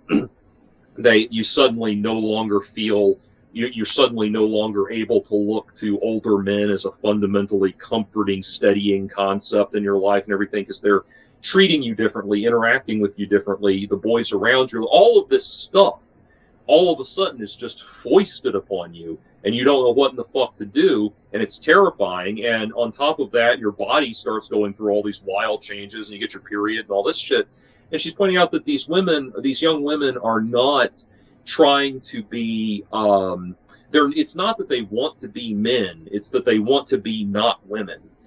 And so, bringing that back around to Chris, I think that there is we've seen. I mean, this is not idle speculation. There are thousands and thousands of pages of documentation on Chris's thought process about how he feels about everything in his life. And we know that what Chris really has is, it's not that he has a fascination with being a woman, it's that he has this seething, burning desire to not be male. Yeah. And that he hates everything that's associated with masculinity. That, you know, he won't listen to I know he said that he likes AC/DC, that's one, but which is pretty machismo, to be honest. but he says he doesn't like heavy metal and hard rock and all of that because it's masculine and it's masculine music and all that, and he hates all things to do with masculinity. And so I think we haven't really explored it, I think, because the concept of a male to female trans person is a little bit more ingrained in society. Yeah. People are a little bit more culturally comfortable with that on some level in general. So we don't really think about the psychology of a male to female trans person as much as we do with this new phenomenon with female to male. But I think that there is an equal and opposite concept to what these young women are, what they're talking about with these young women, where I think there are men who are actively revolted by and rebelling against wanting to be, having to become masculine and that sort of thing. I think the same thing is there, and I think that is absolutely true of Chris. And in Chris's mind, I honestly think that it's very, again, with all of the evidence that we have, it's very easily diagnosable even for a layman, that the reason he resists becoming a male, the reason he so resists maleness and masculinity is because he associates that directly with growing up. That they're, growing up and being an adult and adult responsibilities, all that if he becomes a man, playtime is over. But women have a different experience of adulthood. There is a socially acceptable childishness there's a level of childishness that's acceptable among women because women the pastimes that are associated with women are not associated with aggression and brute strength and overcoming other people. They're passive. The stereotypical things are passive pastimes, the knitting and the yoga and that sort of thing. And so it's still, I think, in his mind, probably still registers as playtime. Probably still registers as, you look at what feminine archetype did he try to embody with this quote unquote transition. He did not try to embody, say, a Kimberly Wexler type, somebody who's got her life together and is in control and all that. He wanted to embody one of these kind of hippy-dippy new age women, sort of, crystals, healing crystals and all that shit, because there's a corollary between that and the fantasy world trading card game stuff that he was fascinated with originally. So, there you go. Yeah. Not that we mentioned all of that about Chris, that you mentioned Abigail Schreier and everything. Something that I have noticed, because I'm heavily into the local LARP community, so that is very much connected to the cosplay community. And what I see in female cosplayers very often, many of them who I identify as either trans men or non-binary or whatever, what they understand as them being non-binary or trans men is basically them embodying the archetype of an anime boy, basically. And there's something childish about that. It's like what you are is not really masculine. It's quite feminine and childish at the same time, and it's pre-feminine also. Like Elliot Rodgers saying, "Oh, when we were children, we were all the same," and what a paradise that was. Yep. Yeah. Exactly. Yeah. Exactly. And it is it's a this is interesting. So there is a writer who, to be very clear, he is not someone I like, not someone that I agree with on the whole. But even so, can make very good points here and there. There's a writer named Jack Donovan, who used to be known as Jack Malebranche, and he's written a lot of books on men and masculinity. He has a lot of ideas about masculinity that I don't agree with. He ties masculinity directly into social acceptance, that the way of men is the way of the gang, as he puts it. Like he's a literal fascist. Yeah, like going back to a literal hunter-gatherer archetype of masculinity and everything. Jack Donovan is also gay, so when he talks about gangs, maybe he's just imagining gangbangs with his bros. So. Right. Well, here's the thing, though. Yeah. He now says that he's given up that whole lifestyle. Yeah. I don't know what that means, but does that mean he's not fucking dudes anymore or something? I don't know. But I would maintain he's always had this attitude that, oh, gay men can be straight if they want to be, and being straight's perfectly satisfying if you just give it a try and all that. That's literally the first statement he makes in the book Androphilia. It's kind of like you start to think, well, dude, maybe you're not gay, maybe you're just bisexual. It's like you're just imposing your subjective experience on everyone. Anyway, so Jack Donovan, I have very mixed feelings about him, because sometimes he'll say things that are very insightful, and then sometimes he'll say things that are just like pig-headed, ignorant, fascist, right-wing bullshit propaganda that's, and it's so infuriating and so aggravating. I could go on about him for at length. That's not the point. But, and certainly he had his flirtations with white nationalism and American Renaissance, and I don't agree with that shit at all. But bringing it around to the point that I wanted to make that I agree with, he points out in Androphilia that, he tries to analyze what is culturally at the heart of homophobia and heterosexual rejection of male homosexuals.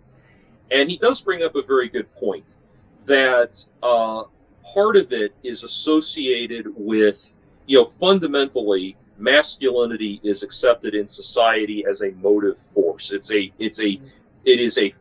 physical force, essentially. It's the capacity to impose physical force, whether that is for hunting or for protection or even wars of conquest and things like that. Masculinity is directly associated with the capacity to overpower and overcome and all of that.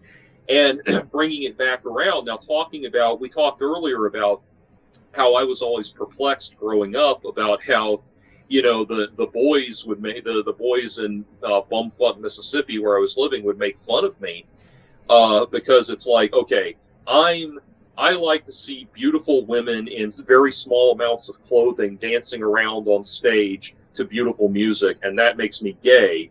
But it makes you straight. The dumbass redneck that's making fun of me, you like to see men in wrestling put on little short shorts and get oiled up and roll around on the floor with each other, and that makes you straight. And that paradox on the surface seems very bizarre and funny, but the thing is, what you have to understand is the cultural underpinnings of what they are reacting to on a they not consciously, but on a base archetypal level, what they're reacting to. And the idea is that it's not the gender or the sex, the gender or the sexuality of the people that are performing, ballet or wrestling. And I can appreciate both. There's nothing wrong with either one. Sure, yeah. But it's not the gender of the people doing it or what they're or that kind of thing. It's what they're doing and why they're doing it. And so displays of masculinity, those boys at that sociological level are looking for an affirmation of, they are looking for affirmations of masculinity to associate with, because that association elevates their own concept, establishes and elevates their own concept of masculinity. And so there's this base understanding of masculinity as this capacity for physical force, this capacity for physical resilience and all of that. And consequently, wrestling, the wrestlers are exhibiting that aspect of that archetypal concept of masculinity as motive force and physical prowess and all of that. And so they see that as embodying masculine archetypes, whereas the ballet, watching the ballet, that's associated with that is associated with a passive fascination, a passive appreciation of human performance and everything. And who is, you look at societal structures, who are the people that are associated with masculinity? The hard-working men at the bottom that are pulling the plow, that are pushing, working the fields and building their muscles and sweating in the fields. That's masculinity. What is associated with, what archetypes are associated with the men in the upper class, the upper echelons of society, the aristocracy and that sort of thing? Well, it's this bougie, dismissive, carefree lifestyle. Oh, the wonder, eating grapes on a chaise lounge and being fanned with palm fronds. Oh, entertain me. Oh, how wonderful. That's what they're the negative connotations of that are what they're really having a negative reaction to. And it's very much at a primal level. It's a thing of we have to celebrate the strongest thing, the physically strongest things in society, and champion those things because that's the thing that's going to keep us alive when there's danger. Yeah. That's what they're thinking at the primal, tribal, pack animal level. And so they react to all of the people negatively, to the people who appreciate the finer things, and how very good for you and all that, because they see weakness and they see because of that weakness is something they're afraid of. And so that's where, I was a victim growing up of the whole, fags get out of our town attitude and everything, even though I wasn't, I was not identifying as gay. And it's because they on a primal level, these slack-jawed cretins with their knuckles close to the ground and everything perceive weakness, and they want to maintain the group integrity and that kind of thing. So that's the reality of where that homophobia develops at an archetypal level. And you go back, the most enduring anti-gay document in history probably is the book of Leviticus, where they say, "Thou shalt not lie with man as one lies with woman." And the reason for that, the reason they're saying that, well, it's two reasons. One, because they don't understand what sexually transmitted disease is, and they know that the men that are doing that are dying off, kind of like they don't understand what a shellfish allergy is, but they understand that certain people are, eating shellfish and dropping dead.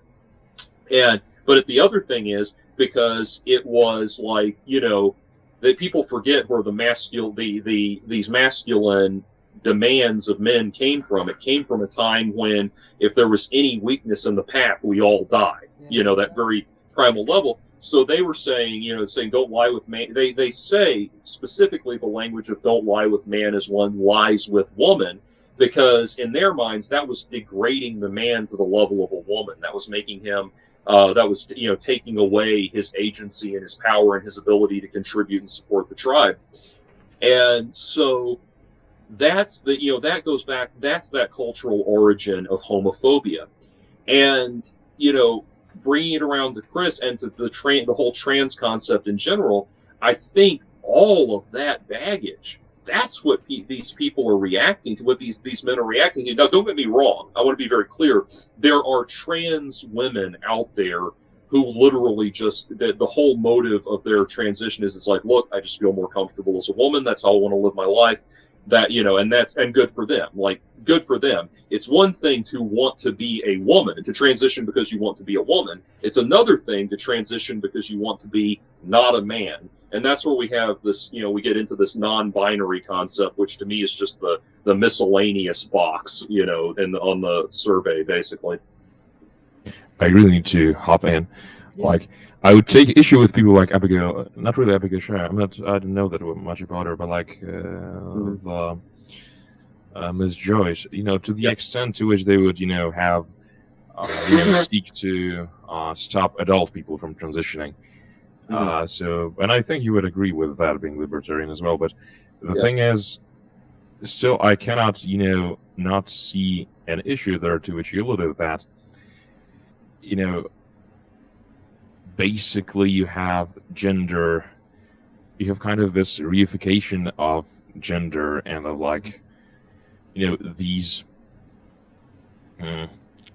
you have these issue of, potentially 16-year-old, 13-year-old, whatever, people hearing, oh, I don't like, wearing dresses, or, oh, I don't like, wrestling. I must be a boy or a girl or something. And like, the moment that, there is this worry that it may turn against the fundamental goal of feminism being, tearing down of arbitrary social distinctions of this way, and instead it seeks to, reinvigorate these stereotypes. And it is very strange indeed that it may act in this way, and it seems to me that it may act this way to a certain extent, given what you've remarked about, Chris, for example. Yeah, well, the thing is, and I know you and I had talked a little bit about Helen Joyce, and the thing ultimately with Helen Joyce and Abigail Sheriff, people like that, at the end of the day, none of us will ever agree with another person 100% of the time. People are always going to have some idea that just doesn't sit with us. So, I think Helen Joyce brings a lot to the table, and with her, one of the things I think that does not get hit, one of the things, and this is especially concerning with the teenagers that are transitioning, is I really do think they're being sold a bill of goods about what is actually happening to them if they undergo surgery. There needs to be a more frank and honest understanding of, look, this is only altering your physical appearance. It does not change your biology. You will only be presenting as a woman or a man so you can function in society. But fundamentally, it's not going to literally change who you are, and you have to make peace with that if you're not going to undergo the transition. So that's one thing with that. I'm sorry, that bring up again, reiterate the second half of what you were saying, because there was more stuff that I wanted to comment on. Basically, I just agreed with your worry that there may be an issue of people feeling that they're trans, not because they, basically because they don't fit into a stereotype of what a gender might be. Okay, I remember what I was going to say. Yeah, you were talking about the way in which the progressive goals, everything. The thing you have to understand, the modern progressive movement will never declare victory. No matter how much they accomplish, they will keep finding a new thing to put. They will keep pushing and pushing and pushing. And I think Douglas Murray said it had a really good metaphor about progress and what the modern progressives have become, where he said it's kind of like a train pulling into the station. It's like, the train was pulling into the station. We were getting to where we needed to go on race relations, on gender relations, on all of these things. We were getting there. We were getting to where we needed to go. And so the train was pulling into the station. And just when we expected the train to stop so we could all get on, it kept going. And that's the progressive movement. The train keeps going. It never reaches its destination. And so what's happened is, ironically, progressives have pushed this so much that they are now advocating. They've come around full circle, and they're now advocating for the very things that they ought to be opposed to. And so we now, for example, in this country, in the United States, there are schools that have segregated dorms, colleges that have segregated dorms for blacks and whites, that have segregated graduation ceremonies for blacks and whites. The whole point, after a while, there's a woman, apparently a licensed therapist, black woman, who put out this thing called the 7 Circles of Whiteness, that's based on the 7 Circles of Hell, or is it the 9 Circles of Whiteness? Anyway, but she, the most toxic, the most toxic traits of whiteness, and it gets down to the best concept of whiteness that she can point to, or that she can describe. And her idea of a good or worthwhile white person is someone who stays away from black people as much as possible and realizes that their presence, even their presence, is harmful to black people. And it's kind of like I read that and I thought, right after I had seen it, right before I read that, I had been leaving the Midtown Arts Cinema in Atlanta, and as I was walking out, I ran into a black friend of mine that I hadn't seen in years, and I said, "Hey man, we talked for a little while." And I said, "Well, hey man, when it cools off, let's get a golf game in, man." And he said, "Hell yeah!" And so we left it at that. And so I thought about that. I thought, okay, so was I literally just saying I'm going to go play golf with you and harm you for 3 hours while we play golf together by standing there, and it's like, and that particular friend of mine that I was referring to, he's like, he's super into the African culture concept. He's like your dashiki guy, your reggae, Bob Marley type guy and everything. And it's like, am I going to be harming you by playing golf with you? Fuck no, of course not. But what's happened is they've come around, they've pushed so far that they've come around full circle. There was an article, I think it ran in the New York Times, but it was so egregious that American Renaissance, the Jared Taylor white nationalist website, they reran the article in full on their website. This is how egregious it was. It was written by a black woman who, I don't know if they have this in y'all's countries, but here in America, this thing's come up that's called the miniature or the littlest library or the miniature library or something like that. And what you do is you set like a post out in your front yard and you build a little like birdhouse looking thing with a door on it, and people can open the door and you put books inside. And these are books that people can take. And the idea is it's like you finish a book you were reading, you come put it in the library and take another book for you, and then someone can come get your book. And it's this kind of nice anonymous book exchange thing. And they're all over Atlanta and everything, especially Decatur. For some reason, they're really popular. But anyway, so it's a really sweet little thing. And this woman wrote this op-ed, I think it was for the Times or something like that, but she wrote this op-ed where she was a black woman, and she saw two white people stop and open up her little miniature library and take out books. They were going through the books, looking at them, and she said, "I couldn't believe that these white people had entered my neighborhood and were imposing their presence and their whiteness on my little library project, all this stuff." And she said, "I wanted to run outside and scream, 'Get off my lawn!'" It's like, oh my God, you've literally become the thing you hate. Yeah. Like, it's insane. You have become the thing you hate, and there's no concept of a counterbalance anymore. And that and a whole lot of other things that in the gender wars and the transgender debate that's going on in this country, they're now at the point where it's like, there are ostensibly legitimate medical and psychiatric professionals in this country that will tell you, if you are physically male and you are not fascinated with football and deer hunting and punching things, then you must not really be a man. And it's like, my God, those are the left-wing progressive people telling you that. 20 years ago when I was in school, it was the right-wing conservative assholes that were telling me I wasn't really a man because I didn't like those things. And that's where we're at. That's what we've gotten to, is this insane mind fuck. Like, good Lord, this is insanity. It's absolutely ridiculous, where you become the thing that you become so progressive that you become the thing you hate. And I think it's because progressives are afraid to put on the brakes, because the nanosecond you say, hey, it's time to put on the brakes, you become a conservative. Yeah. A conservative wants to maintain the status quo.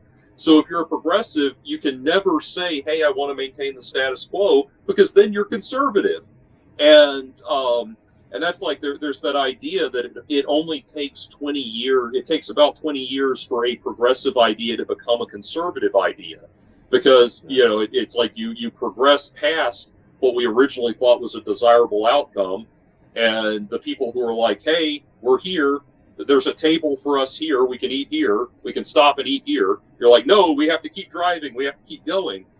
It never stops. So inevitably, the goal is to just keep, it's like, Orwell said it best, the war is not meant to be won, the war is meant to be continued. Yeah. So, You know, it's kind of like that meme with the future conservative, where this guy, he says, "I'm a conservative. I only believe that there are 65 genders," or something like that. You know, yeah.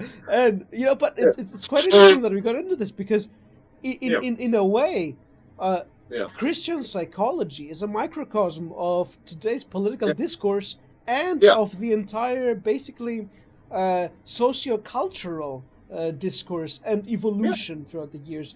And the stages of his evolution throughout the decades was actually on step with this evolution of culture in some strange way. Yeah. That's what I said. That's why I keep saying he's a psychological digestive tract. He's just taking in this insane nonsense culture that we now have and spitting it back out. And I always, Marilyn Manson has a great cover of the song, I won't say the word, but Rock and Roll N-Word by Patti Smith. And at the beginning of the song, he says, he has this great line. He says, "I am your shit. You should be ashamed of what you have eaten." Yeah. And I thought, man, if that is not, if that's not profound, it's like that's true. It's like this position, this entity, Marilyn Manson was being intentional in what he did. Chris Chan is just, mindlessly reacting to the world. But yeah, it's like that. And that's what I wanted to get into with Nowhere Land with the album was, it's like, look, we made this. If we want to understand Chris Chan, we have to understand ourselves, because he is just, at the end of the day, he's basically American popular culture's turd. He's just the base level, nutrient level discharge of our society. Yeah, but ever since transitioning, he's now a sacred turd. yeah. It's like it's like that thing where people would say, "Did you know that Christian raped his mother?" And they would say, "Her mother," And it's like, is this really the issue here? Right. Well, that's the thing. Okay, so this is one of the things with all of these. I am someone who I think this gets lost on a lot of people, but I am someone who genuinely wants to see progress in the right kind of way and wants to see us better able to function and get along with each other. I'm actually going to do a video fairly soon about how there's been a recent uptick in the number of black women playing heavy metal and playing in heavy metal bands, and how I think that is fucking awesome. Like, that's great. That's an awesome development. But then I'm sorry, I keep digressing. I'm getting hungry. But anyway, I keep digressing. Bring it back to what you were just saying. Reiterate that for me. I lost my train of thought again. With those Twitter discussions where, people would say Christian raped his mother. And, that. Okay, super. Yeah. Okay, so what happens is I find myself getting to a point where I say, I realize I have to whoever the person is that I'm responding to it, I just kind of realize, you know what? This is not about progressive progress for you. This is about you fucking with my brain. Exactly. And so what happens is I saw this angry diatribe from someone when they were trying to correct everyone on Chris Chan. They were saying, okay, when you're saying that you're not going to call Chris by his preferred pronouns anymore, what you're saying is that you don't think that trans people actually are their gender, and that their gender and their gender identity is something that you can revoke at a whim and all that. And finally, it's like, my response to that is like, okay, wait a minute. You know what? My brain is not here for you to fuck with. Take a step back. And see, the thing is, that's what happens in the trans debate is they keep pushing and pushing and pushing and pushing to a point where you're forced to admit that you don't think trans people are actually their preferred gender, and then they can lambast you as being a horrible, bigoted transphobe and all of that stuff. And that's an example of that, where it's like, you know what? Finally, okay, I'm forced to admit, yes, that gender pronoun is just a courtesy. Yeah. It is just a courtesy. At the end of the day, that's what it is. It is a courtesy. It's something that I think should be extended to people. You should not be harassing people because of this. You should realize that they need kind of some daily support and daily understanding of their situation and extend the pronouns of their choosing on that courtesy, but on the basis of that courtesy. But it is a courtesy, and yes, I don't, and sure enough, I don't care about the pronouns of somebody that is a danger, an active danger to society, a malevolent, thoughtlessly malevolent danger to society that is being taken out of society for the good of society and all of that. At that point, I'm not concerned about observing those pronouns. And it just gets to a point. It's like, that's the thing. It's like, okay, we got everybody to a point where, 95% of the time they're willing to use everybody's preferred pronouns. But then there's about a 5% gray area where people will say, I'm not comfortable doing it in that situation. They couldn't be happy with the 95%. They couldn't be happy with getting an A. They had to try to get an A+. Yeah. And so they had to push further than people are realistically willing to go. And I think it was like Megyn Kelly or someone like that, one of the more conservative commentators in American news, said, with that, what happens is, it's like, if you say either I either have to be 0% in support of you, or I have to be 100% in support of you with no middle ground, my reaction is going to be to go to 0%. Because if you won't accept me meeting you halfway, there's no reason for me to meet you halfway. And that's the thing. That's the thing that they don't understand. And I am someone who, I know in decades past of my previous YouTube incarnation, I've had times where I was a professional asshole and that kind of thing, and I really do regret that. And I really do regret not using my platform and my voice as an opportunity to elevate the discussion. And that's something that I've tried to do now in my current incarnation on my channel, and to great success. I get I get 99% fan mail and 1% hate mail, and it used to be very much different. And so the thing is, I tried for a long time to go through all of the lines of logic, the logical argumentation and everything that would allow you to arrive at a trans woman is a woman indistinguishable from a biological woman. And I can't get there. I can't make this gap close all the way. I can get that gap from here to here, but it's never going to force all the way shut. Yeah. There's always going to be realities that prevent me from closing it all the way. But it's kind of like I've talked about my own sexual attraction to pre-op trans women, where like, if I had the opportunity to be with someone like Bailey J, who's a prominent trans porn star, if I had the opportunity to be with Bailey J, I would think of her entirely in a feminine concept. My whole concept of her would be feminine. She would be if I was in a relationship with her, she would be my girlfriend. I would think of her as my girlfriend who has a dick, and that would be it. There would be no contradiction in my mind. But if we are going to, but at the same time, the reason that there's no contradiction, there would be no conflict, I should say, not contradiction, there would be no conflict in my mind, is because I'm comfortable with the reality of what this actually is. I'm comfortable with, this is a biological male that has transitioned to a female appearance and is living life as a woman on a sociological level, and their appearance is feminine enough to me that it incurs a desire, a masculine heterosexual-esque desire for this other person with me. I would be comfortable with that. But if someone comes along and says, no, you really have to believe that this is indistinguishable from a biological, that you have to believe that Bailey was always a woman, was born a woman, had a biologically female penis and all of that, which I've actually heard people say that. It's like, no, I'm not going to be able to go there. And hypothetically, this hypothetical relationship I'm describing with Bailey J, if that was what I had, if that was the kind of thinking I had to entertain, I would have to dissolve that relationship. Yeah. And that's because I can't go around forcing myself to think 2 and 2 make 5. And so it's kind of like, it's kind of like the concept of equality. There's a healthy version of equality and there's a toxic version of equality.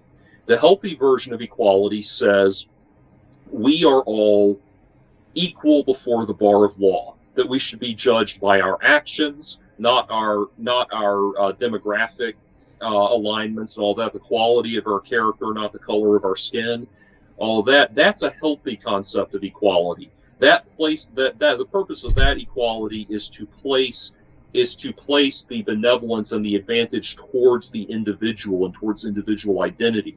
That is healthy.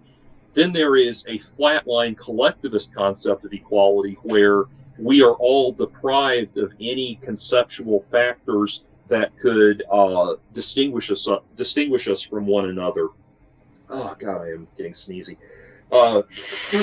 They could distinguish us from one another, and that is that toxic collectivist concept of equality is what gets pushed for, and so we are, because of that, because we can't say, well, theoretical equality at the societal level is desirable, in acknowledgement of the fact that we are all not literally equal, not literally the same. We're not comfortable leaving it at that. We have to push for literal equality, which can only be toxic. Yeah. So. And basically, that mindset, it basically aims toward the annihilation of being, because it hates categories so much, and non-being is the only state in which categories don't exist, essentially. Mm-hmm. Yeah. So exactly. It becomes. It's basically that Petersonian quote about hatred of God for the crime of being, Yeah. Basically. So it's and all the train never stops because it's trying to run so fast until nothing exists anymore, basically. Exactly. Yeah. And it is a push towards the full equality, and this is where I still agree with Ayn Rand. A push towards full and literal equality is a push towards non-existence. Exactly. And that's why economic models that are predicated on that kind of equality can only fail. Entropy can only set in with those things. Exactly. To maintain life is to understand and be at peace with the reality that your existence will always be in flux, that you will always have good times and bad times. You will always do well in some things and not do well in others. And you will always have natural gifts in some areas and not in others. And realizing and recognizing that is what's going to allow you to thrive. Trying to artificially force everything to be the same is stagnation. And bringing it back around to this concept that we were talking about, you mentioned Elliot Rodger earlier, who basically became angry because when he was a little kid, everybody was his size, and boys and girls were basically genderless, non-sexual entities, and he got along with everybody. Then when he grew up and he stayed the same size and everyone else got bigger, and natural hierarchy sets in, and he has kind of small man's disease in the wild extreme, that inability to be comfortable with a natural reality of inequality leads to exactly one place. It leads to death. Yeah. And it's going, in his case, it led to death very consciously and directly and very quickly. But it can also just be a slow, steady decline, stagnation, gradual stagnation over time. It's like C.S. Lewis said, the surest road to hell is the gradual one. So. Yeah, absolutely. See, this is what I'm talking about. Like, discussing Christian just leads into everything. Yeah. He's like a microcosm of the human socio-psychological sphere. It's like my the subject of my PhD is ontological perception. Metaphysical epistemology, essentially, and I was very, very much tempted to include a chapter on the dimensional merge. Yeah, right. Because seriously, his thoughts on the dimensional merge are a form of epistemology on the nature of reality, no matter how twisted. Well, I mean, from an archetypal level, from a socio-anthropological level, think about what end times, what is the Christian rapture story supposed to be? It was the purpose. A friend of mine who's an Episcopal priest explained all of this to me, that the purpose there's a misunderstanding that there was one rapture story that was that was the Christian rapture story. That rapture story that you read in the book of Revelation was one of many of these stories that were getting passed around, and it's basically like they said, we need to include one of these stories as a narrative, to have a narrative close to this new interpretation of what they would see as the Jewish Testament, but now the Judeo-Christian Testament. Like, we need a natural close to this. Let's include one of these Revelation stories.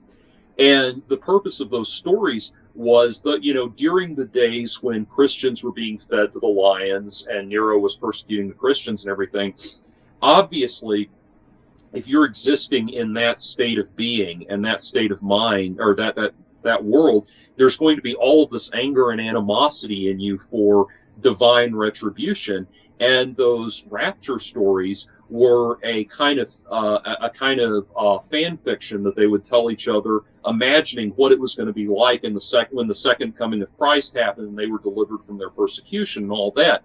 And that's what people forget about why those stories are so, horrifying and apocalyptic and everything. It's kind of like, why are they talking about, homosexuals being thrown into the lake of fire and all that? Well, because what the context of what they were actually referring to was not male homosexuality in a loving relationship. What they were referring to was Roman soldiers raping the men that they conquered in war. Yeah. So it's and a very also different pederasty. Yeah, pederasty.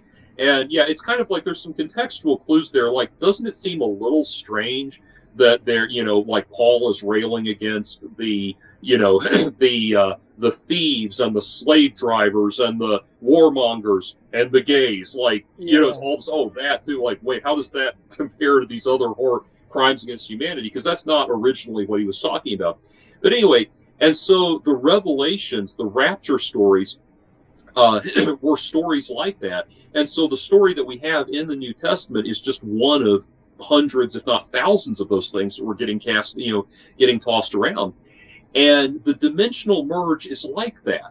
And it's amazing how Chris, in a totally thoughtless, the man child lives his life completely on autopilot.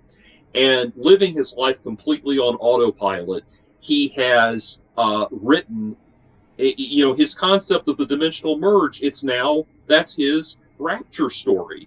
It's the story at which the overarching supernatural construct behind the corporeal mundane world enters the mundane world and enters it in a benevolent capacity that quashes all of his enemies and delivers him from suffering and bondage.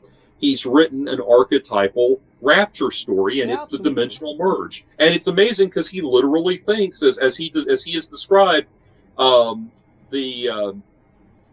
of these planets that he talks about that sound like they have their names were taken randomly from segments of the pi number, or C48219 or whatever all this shit is. He's talking about literally Sonichu and Peter Griffin and Homer Simpson and Fred Flintstone and all of his favorite cartoon characters are going to come rapture him up into this other world, along with all of the people that have ever been nice to him, even though most of the people that have been nice to him, he doesn't realize were people that were actually just passively making fun of him. But anyway, it's a rapture story.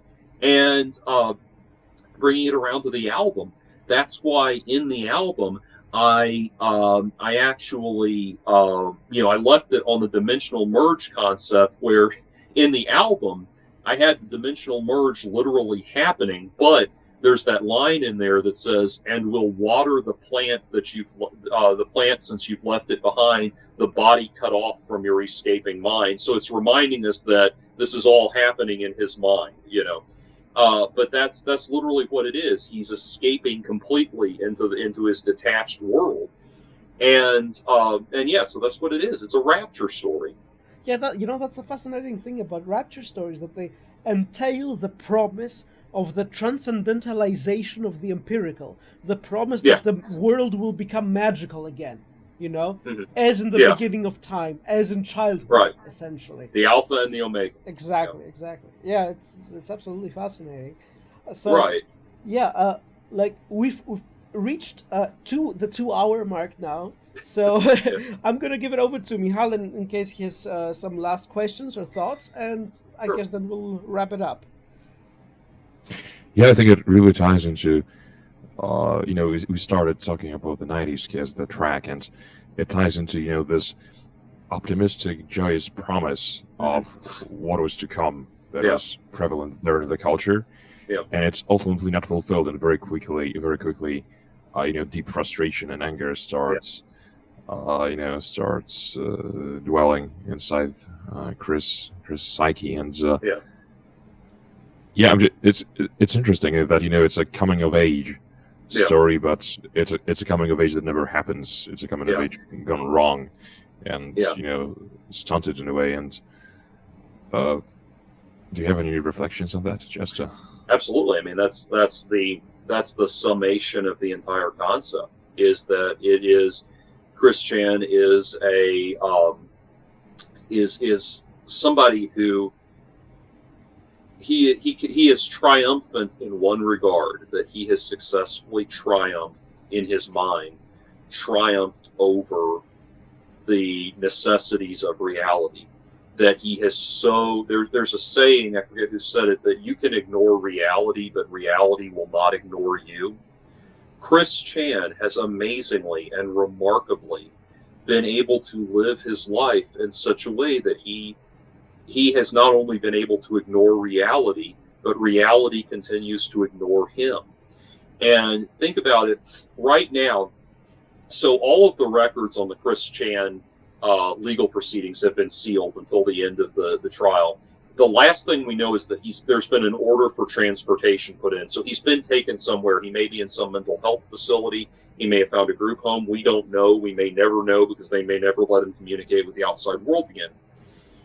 But what's interesting is they have invoked a statute in the docket information shows that they've invoked the statute in Virginia law that allows felons who plead guilty to be released on probation if they have autism spectrum disorders. And it's so amazing because that has now been invoked. So whatever they're doing, probably, I think, realistically, forgive me, I'm sorry. I think realistically, the reason that they're having to invoke that is probably because that gives them a legal strata by which they can force him into a group home or something like that. But what's amazing is that legal that law, that facet of the Virginia law, what that should be for is someone who is an autistic person on the spectrum who genuinely has messed up, has done something where they genuinely slipped up and they made a genuine mistake, and yet they are being given a chance to reintegrate with society and that sort of thing, because they've done something that they fully do not have the mens rea to comprehend. Okay, whereas with Chris, he is, he is now. We're talking about someone who not only has committed elder abuse and rape and incest and rape and all of that, but he also has has a background that includes aggravated assault and 2 counts of attempted vehicular manslaughter and restraining orders and bans from multiple public facilities, and on and on and on. He has a rap sheet a mile long. And amazingly, even at this late date, it seems that there's a chance that he may escape genuine consequences for his actions. And that, on a fundamental level, is part of what keeps people so fascinated.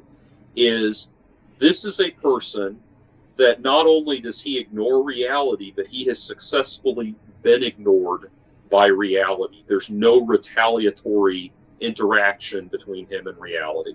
The goddess has transcended the fiber of our being, basically. Right. You know, and that was when I, why I wrote that. Very obviously, it's a very, very snarky, very tongue-in-cheek song.